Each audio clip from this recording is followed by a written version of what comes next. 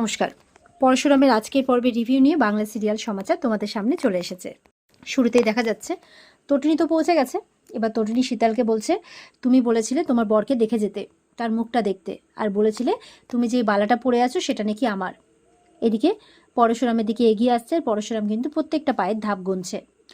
তো এগিয়ে এসে পরশুরামের ঘাড়ে হাত দিয়েছে। ঠিক তখনই বলরামরা ওই সাইড থেকে একে অপরের সাথে যোগাযোগ করে ফোনে কথা বলছে, বাচ্চাদেরকে আন, বাচ্চাদেরকে আন, রাইট টাইম, বাচ্চাদেরকে আন। তখন কিন্তু বাচ্চাদের মানে লাট্টু পিকক ওই টাইমে নিয়ে চলে এসছে। তার কারণ একটাই, যে ওই টাইমে বাচ্চাদেরকে দেখে তটিনীর মনটা তাদের দিকে যাবে, দেখবি তাদের আবার কিডন্যাপ করা হয়েছে বলে বাচ্চাদের দিকে চলে যাবে, আর এদিকে পরশুরামের কাজ করে ফেলবে। আর বাচ্চাটা তো শীতলের প্ল্যানিংয়ের মধ্যে ছিলই না, তাই এই বাচ্চাদেরকে হঠাৎ করে কে কিডন্যাপ করলো এই কনফিউশনে কিন্তু শীতলদের প্ল্যানটা নষ্ট হয়ে যাবে। এটাই ছিল পরশুরামের প্ল্যান। তো তাই হয়েছে, বাচ্চাদেরকে দেখা মাত্র বাচ্চারা তো মাম্মি মাম্মি করে চিৎকার করছে, আর তটিনী দেখছে বাচ্চাদেরকে আবার কিডন্যাপ করা হয়েছে, এ বলে লাট্টু পিকো বলে চিৎকার করে তাদের কাছে চলে যায়। আর শীতল ওদিকে কনফিউশনে পড়ে যায় যে কী ব্যাপার, এরা কোথা থেকে এলো। এবার যেই তটিনী অন্যদিকে চলে গেছে বাচ্চাদের আনতে, অমনি এদিকে শীতল পিড়ি থেকে নেমে বলছে শ্যুট শ্যুট করার অর্ডার দিয়ে দিয়েছে। আর চারটে গুন্ডা মিলে দাঁড়িয়ে পড়েছে লাইন একবারে শ্যুট করার জন্য তটিনীকে আর পরশুরামকেও।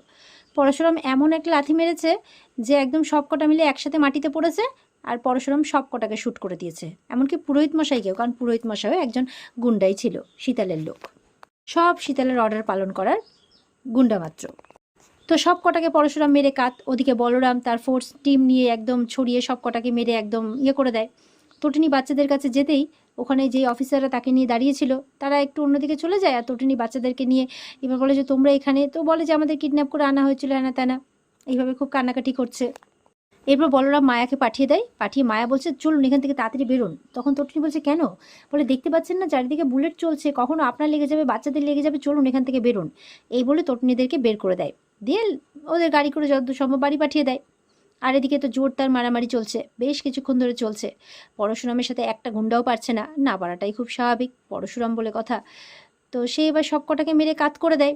শীতল সাইড থেকে দেখছে, বাব্বারও সাইডে লুকিয়ে পড়েছে। এবার শীতল এসছে বন্দুক নিয়ে, সে পেছন থেকে পরশুরামের পেছনে তাক করেছে আর কি। তো পরশুরামের বলছে যে সরি, এটা একটা ট্র্যাপ ছিল, তোমার জন্য পাতা হয়েছিল, আই এম সরি। এবার তো তোমাকে মরতেই হবে, আগে তোমাকে শ্যুট করা হবে, তারপর তটিনীকে শ্যুট করা হবে। মানে এত কিছুর পরেও শীতল এটা বোঝেনি যে ট্র্যাপটা পরশুরামের জন্য ছিল না, ট্র্যাপটা শীতলের জন্য ছিল, সেই উল্টা ট্র্যাপে পড়ে গেছে, সেটা আর এতক্ষণে সে বুঝতে পারেনি। তো তাই মহা আনন্দে বলছে শ্যুট করতে যাবে। সেই সময় পরশুরাম হাত ধরে ঘুরিয়ে একদম উল্টে তার বন্দুক তার মাথাতেই ঠেকিয়ে দেয়। বলছে বিষ্ণুর ষষ্ঠ অবতার ছিল পরশুরাম, তার হাতিয়ার ছিল কুঠার, আর এই কমন ম্যান পরশুরামের হাতিয়ার হলো প্রহার আর চেম্বার। তুমি যদি চলো ডালে ডালে, তো পরশুরাম চলে পাতায় পাতায়। এই বলে বন্দুকটা তার হাত থেকে নিয়ে নেয়, আর বলে এই বালাটা অনেক দিন ধরে তোমার হাতে আছে। বালাটাকে ফট করে খুলে নিয়ে নেয়, বলছে এর মধ্যে একটা অডিও ট্রান্সমিটার ফিট করা আছে। যেটা শুনে শীতল অবাক, বলছে কি, বলে হ্যাঁ।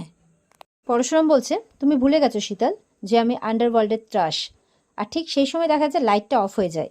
পরশুরাম চিৎকার করে পাওয়ার অন করতে বলছে, তাড়াতাড়ি করে পাওয়ার অন করা হয়, দেখে শীতল আর নেই, একদম পালিয়েছে। বলছে তাড়াতাড়ি ধরতে হবে ওদেরকে।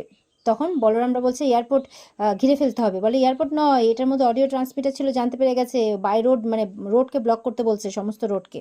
বলে এবার পরশুরাম খেলবে, কর্ণ চ্যাটার্জি, সত্যজিৎ মুখার্জি, জিৎ মুখার্জি, তাদের সাথে এবার পরশুরাম খেলবে। বলছে যে এটাতে অডিও ট্রান্সমিটার ছিল, আর এমনিতে তো ওর সব কিছু রেকর্ড হয়েছে, তাছাড়া ও সব বলে দিয়েছে। বলে কি বলছিস সত্যি, বলে হ্যাঁ, ও ভেবেছিল আমি মৃত্যু পথযাত্রী, তাই সব বলে ফেলেছে। তো তারপর বলছে বাইক আছে, বলে কি, বলে বাইক আছে, ওরা কিসে গেছে, মায়েরা বলছে অটোতে, বলে ঠিক আছে, ইয়াকে বলছে বলরাম বলছে বাইকটা দে, বাইকটা দে, আমাকে ইমিডিয়েট ওদের আগে পৌঁছতে হবে, বাইকটা দে। এবার পরশুরাম দৌড়ই বাইক নিয়ে, আর এদিকে বলরাম মায়েরা চারপাশটা দেখতে থাকে কাউকে পায় কিনা। পরশুরাম বাইকে যাওয়ার জন্য দৌড়চ্ছে, ওদিকে বলরামরা পেছনে দৌড়ে আসছে। পরশুরাম বাইকে ওঠে, বলরামদেরকে বলছে ইমিডিয়েট কোনো একটা রেস্টুরেন্ট থেকে একদম খাবার অর্ডার করে দে বাড়িতে। বলে কি কি খাবার, বলে ওই তো চিকেন রেজালা, মাটন, তন্দুরি, যে কোনো একটা মানে যা কিছু ইচ্ছে করে ইচ্ছে মতো অর্ডার করে দে, ভালো কিছু, আর যে কোনো একটা ডেজার্ট বলে দিবি, ব্যাস, হারি আপ কামন। এই বলে পরশুরাম রওনা হয়ে যায়। এদিকে তটিনী বাচ্চাদের নিয়ে বাড়ি ফিরে এসেছে, এসে দেখছে যে বাড়ির দরজা খোলা। বলে তাই তো, তোর পাখি তাহলে চলে এসেছে। এসে দেখছে টেবিলের মধ্যে হরেক রকমের খাবার একদম সাজিয়ে গুছিয়ে রাখা আছে। বলে কি ব্যাপার, এতগুলো খাবার কে আনলো, বাচ্চারা তো একদম লাফিয়ে গেছে, তাদের পছন্দের খাবার সব। তো তখন পরশুরাম আসে, এই যে আমি অলওয়েজ রেডি তোমাদের সেবার জন্য। আসলে ওখানে একা একা খেতে ইচ্ছে হলো না, তাই ভাবলাম যে প্যাক করে নিয়ে চলে আসি, তাই চলে এসেছি। তখন বলছে তুমি তুমি কখন এলে বলে, এই তো আমি চলে এসেছি, অনেকক্ষণই হলো বেশ। আর সাথে আসার সময় তোমার বালাটাও নিয়ে এসেছি।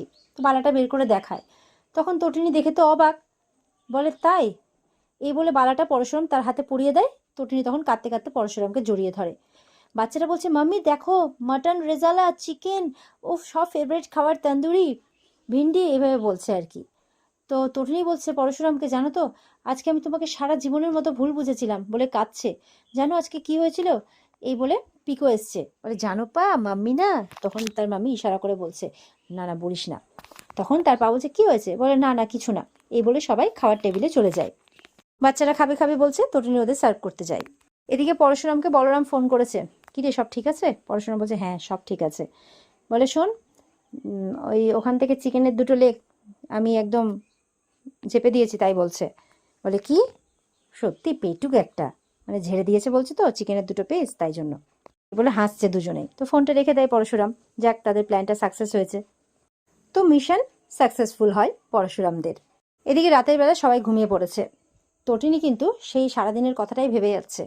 কোথাও না কোথাও তার মনে একটা খটকা যেন থেকেই গেছে, যে ওটা ওর স্বামী ছিল না তো, একই রঙের পাঞ্জাবি, একই রকম সব কিছু একই রকম দেখেছিল আর কি, শুধু মুখটা দেখাই বাকি ছিল। তো উঠে পড়েছে, বসে পড়েছে বিছানাতে। পরশুরামের ঘুমটা ভেঙেছে। বলছে কি হয়েছে? তখন পরশুরামকে জড়িয়ে ধরেছে তটিনী। বলছে যে আচ্ছা, তুমি আমার কাছ থেকে কিছু লুকোচ্ছ না তো? বলে না, আমি কি লুকোবো। বলছে তুমি মারুন কালারের পাঞ্জাবিটা পরেছিলে না? বলছে হ্যাঁ, তুমি আবার এত রাত্রে মারুন কালার পাঞ্জাবিটা নিয়ে পড়লে কেন? বলে না আসলে। আচ্ছা বলো না, তুমি আমাকে কিছু লুকোচ্ছ না তো? আমি না তোমাকে খুব ভালোবাসি।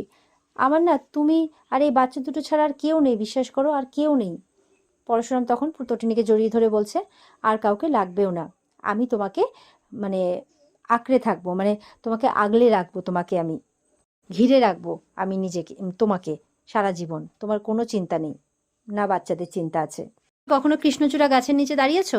ফুলগুলো যখন ঝরে পড়ে, তখন যেভাবে শরীরকে জড়িয়ে রাখে, সেভাবে আমি তোমাকে জড়িয়ে রাখবো। বলছে বড্ড ভালোবাসি তোমাকে তটিনী, বড্ড ভালোবাসি। এবার তটিনী বলছে আচ্ছা তুমি বালাটা সরকার মানে ওই জুয়েলারি শপে দাওনি? তখন পরশুরামের তো মনে পড়েছে, তার মেয়ে তো তাকে আগেই বলে দিয়েছিল যে মা খোঁজ করে জানতে পেরেছে তুমি ওখানে দাওনি। তাই বলছে না আমি ওখানে দিইনি, আসলে আমি ওখানে নিয়ে গেছিলাম, কিন্তু ধনতেরাসের আগে ওরা কিছু নেবে না, তাই জন্য তার পাশের দোকানে গেলাম, ওরা তাড়াতাড়ি দিয়েও দেবে বললো।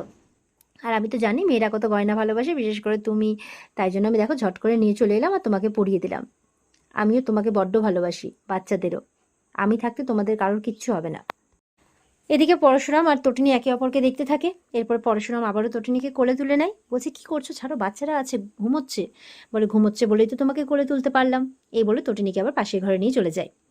আর এদিকে প্রতিবারের মতো পিকো ঘুম থেকে উঠে পড়েছে, হাসছে আর ভাইকে তুলছে। ভাই তো অঘরে ঘুমোচ্ছে, ভাইকে তুলছে, এই ওট ওট, পাপা আবার বাচ্চাদের মতো মাম্মিকে কোলে তুলে নিয়ে চলে গেছে, ওট ওট। বলে ও তাই, উঠে পড়েছে। তখন বলছে পিকো আচ্ছা মাম্মি বাবা ওই ঘরে গিয়ে কি করে বলতো? তখন লাট্টু বলছে যেভাবে পা আমাদেরকে আদর করে দেয়, সেইভাবে হয়তো মাম্মিকেও আদর করে দেয়, তাই বলছে।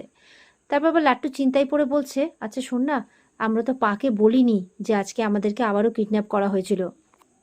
পিকো ব্যাপারটা নিয়ে ভাবতে থাকে। আর এখানে আজকের পর্ব শেষ হয়ে যায়। তো এই ছিল আজকের পর্বের রিভিউ।